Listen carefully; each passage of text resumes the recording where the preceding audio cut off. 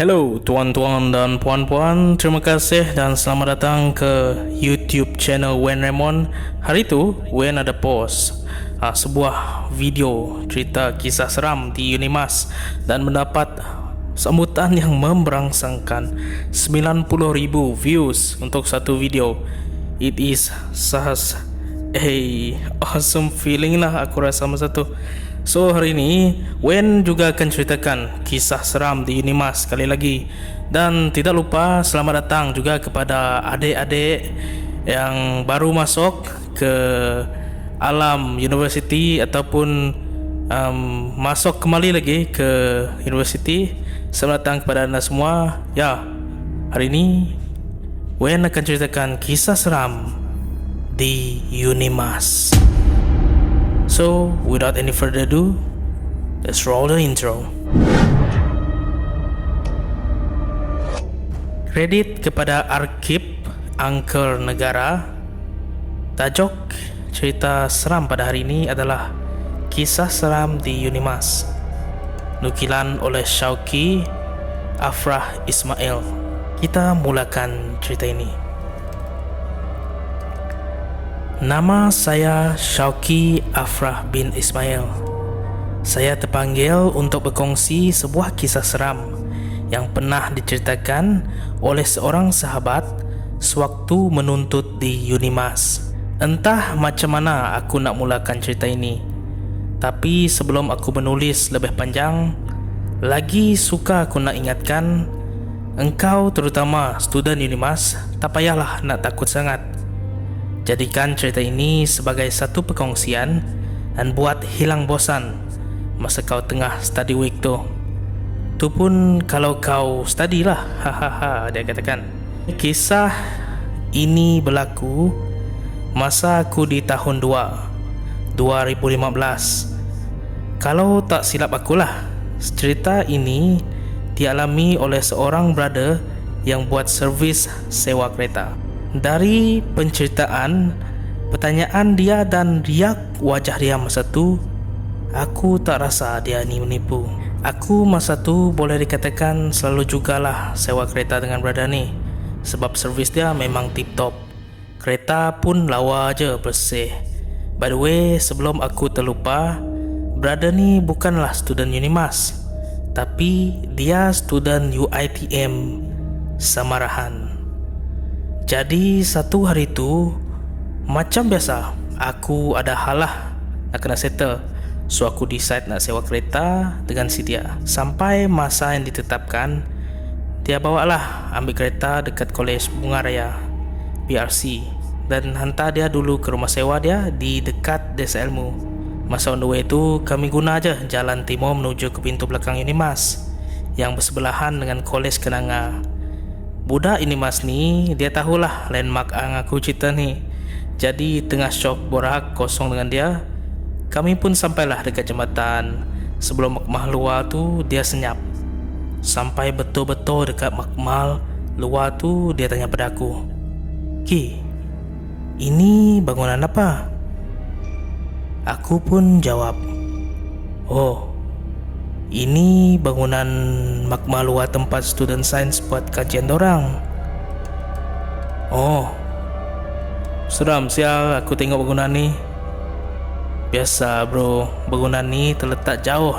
Dia jarang nak diselenggarakan, macam potong rumput dan sebagainya. Hantu pun banyak dekat sini. Hotspot lah katakan." Hahaha. Aku katakan, aku tengok dia usah baik punya bangunan tu. Kereta pun dah slow semacam. Aku tanyalah, dah kenapa kau slowkan kereta ni? Takkan kau nampak hantu? Baru je 3 petang ni." Dia kata, "Aku ada cerita nak share dengan kau Niki. Kau nak percaya? Percaya. Kalau tak nak percaya, tutup pulang pada kau." Dia pun start cerita. Satu hari tu, aku dapat customer dari Kolej BRC ataupun lebih dikenali sebagai Bunga Raya College yang nak sewa kereta jam 7 pagi. Masa tu jam dah nak masuk pukul 11 malam. Jadi aku pun ajaklah seorang member aku ni untuk temankan aku hantar kereta, sebab Aku ada hal penting nak buat pagi esok. Takut pula tak sempat nak hantar kereta ni. Tambah pula aku ni risau, kalau terlajak tidur nanti kesian pula budak yang nak sewa kereta tu. So aku decide lah nak park kereta tu dekat BRC. Dan esok bangun subuh dia pun akan whatsapp lah budak tu, kereta dah dekat college, kunci dan sekian-sekian lah. So member tu dia follow lah dia dengan motor. Dia orang pun masuk ikut pintu utama yang sebelah barat. Biasalah, dia kata, aku kan bukan student sini, aku tak biasa dengan rules Unimas ni. Tapi dia tahulah kalau jam 12 malam pintu timur yang berdekatan dengan desa ilmu tu akan tutup.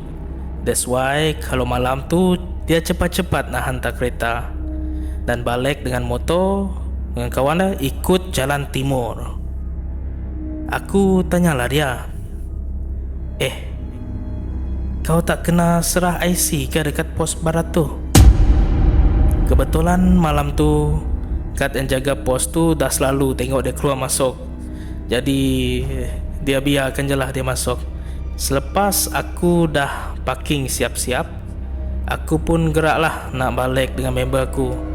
Masa tu jam dah nak pukul 11.45 malam macam tu, kalau tak silap aku lah. Pada awal semuanya jalan smooth je. Tapi bila aku dengan member aku tu sampai dekat jambatan sebelum magma luar tu, motor kami tiba-tiba pula meragam terus mati sendiri. Aku mencelah, alamak, klisenya cerita kau. Aku pun gelak, tu laki. Tapi ini betul, aku tak tipu kau. Petang tu aku dah isi minyak full tank, dan aku dah buat sebulan servis lagi motor ni. Apakah hal pula tiba mati ni? Diorang dah cuba start motor tu berkali-kali, memang tak dapat hidup dah. Dan dia pun cakap dekat aku, member dia ni pandai baiki motor. So dia pun tukarlah pelak bagai, takut pelak tu rosak lah, itu dan ini. So kita orang decide lah nak call housemate kita orang. Mula-mula call tak dapat, mungkin line ke apa. Tapi selepas banyak kali cuba, dia dapat call member dia tu. Malangnya masa tu member dia masih di Kuching. Paling awal pun dia boleh datang pick up 30 ke 45 minit. So dia orang pun disalah nak lepak je ke atas pagar jembatan tu sama hisap rokok dan layan perasaan. Masa tu jalan tu tak ada orang lain, tak ada orang lalu sebab dah pukul 12 malam. Dan jalan ke timur tu memang lepas 10.30 memang tak ada orang lalu. Bukan tak ada, tetapi kurang orang lalu. Tengah aku dengan member ni syok berbual, tiba sebuah motor lalu.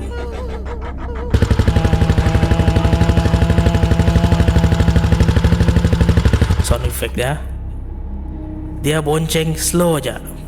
Mula-mula aku pun buat tak endah lah. Rupa-rupanya tu motor pagat Unimas. Dia dengan member dia dah cuak lah, sebab dia orang ni bukannya student Unimas.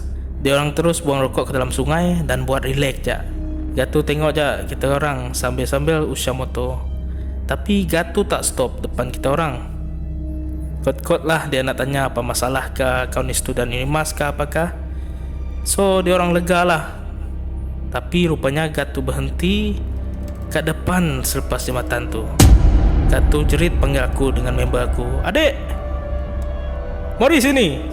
Tolak motor tu, parking depan ni."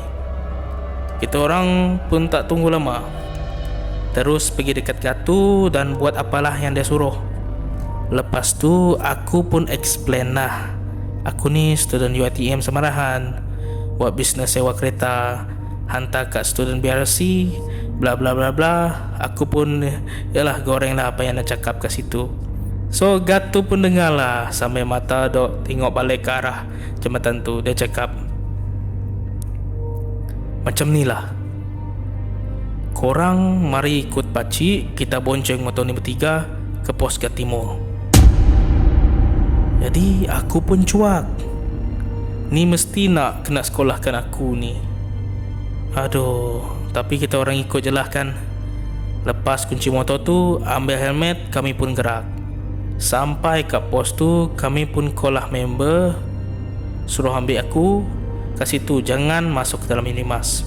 Sambil-sambil tunggu tu, pakcik aku tanyalah, kau orang tak pelik ke kenapa pakcik tak berhenti dekat korang tadi? Kami pun jawab, pelik pakcik, tapi kami ni bukan student Unimas. Kami buat je lah tak tahu. Mula-mula pakcik naik jambatan tu, pakcik dah nampak korang, tapi korang bukannya berdua, ada yang lain meneman. Aku dengan member aku tengah dok main phone ni terus terkejut gila. Eish, takkanlah bertiga, kami berdua je ni pakcik. Pakcik nampak ada satu lembaga besar, hitam, matanya merah, berbulu lebat. Lebat sangat, tengah pegang tayar belakang motor korang. Aku dah nak habis bulu roma masa dengar dia cerita tu. Sebab tu pakcik tak nak berhenti depan korang. Oh, patutlah masa kami tengah pergi dekat pakcik, pakcik asyik dok tengok je jambatan tu.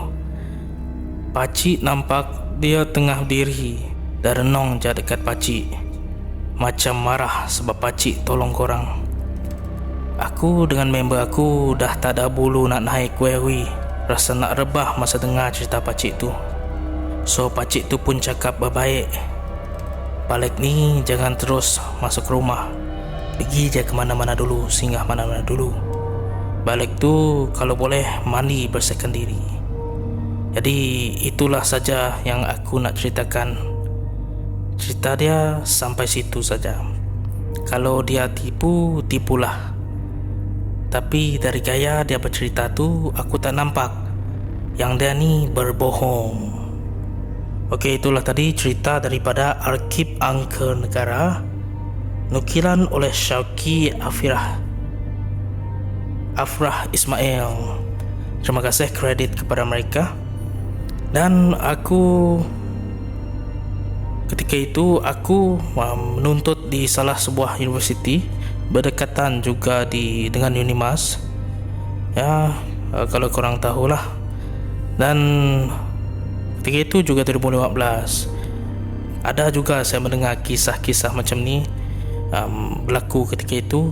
Dan ya, ketika aku post video ini di TikTok, aku lihat ramai staf Unimas yang bekerja di Unimas, pelajar-pelajar Unimas yang berkongsi kisah seram, dan ada juga yang mengalami kisah seram, dan ada juga yang tidak ada kisah seram lah, tapi ada rasa seram sejoknya itu. Tapi yalah, kita sama-sama berhibur di sana. Tapi aku suka sebab tiada kecaman, tiada marah-marah itu dan ini. Semuanya pandangan dan bebas memberikan pandangan, bebas berhibur di sana.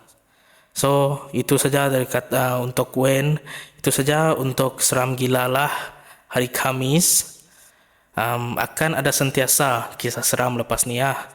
Setiap hari Khamis, Wen janji Wen akan buat yang terbaik untuk anda semua. So, sekali lagi, yes, kita sudah pun mencapai 3,000 subscriber. Wow, terima kasih kepada anda semua. Dan Wen akan buat lebih banyak lagi segmen yang menarik. Bukan hanya kisah seram, tapi fakta-fakta menarik. Akan memasak setiap hari Sabtu, Wen akan memasak. Okay? So, itu saja dari Wen. Terima kasih. Anggap saja ini sebuah perkongsian yang menarik. Jangan terlalu dan terlampau taksub. Itu saja dari Wen. Ini Seram Gila Lah. Terima kasih geng gila. Dan bye-bye.